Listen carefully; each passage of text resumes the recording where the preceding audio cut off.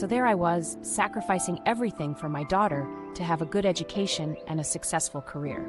I worked my butt off, climbed the corporate ladder, and made sure she had every opportunity possible. And what does she do? She goes and marries a black man. Now don't get me wrong, I have nothing against black people. Some of my best friends are black. But in our little Korean community in America, this was a big deal. I mean, I should have seen it coming. She always did have a rebellious streak.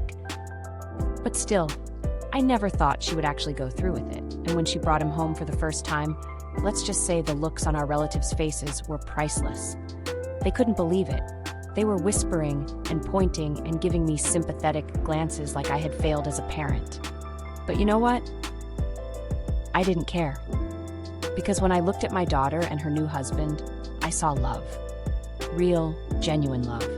And isn't that what matters most? Sure, he may not be what I had envisioned for her, but he makes her happy. And isn't that all a parent really wants for their child? So I embraced him with open arms. Well, maybe not at first. It took me a little while to come around, but eventually I saw what a great guy he was. He was kind, respectful, and he treated my daughter like a queen. Plus, he had a killer sense of humor. I mean, the man could make me laugh until I cried. And let me tell you, that's no easy feat. But of course, not everyone in our community was as accepting as I was.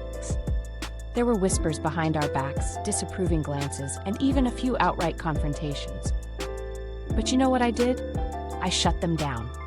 I stood up for my daughter and her husband, and I made it clear that their love was none of their business. And you know what? Over time, people started to come around.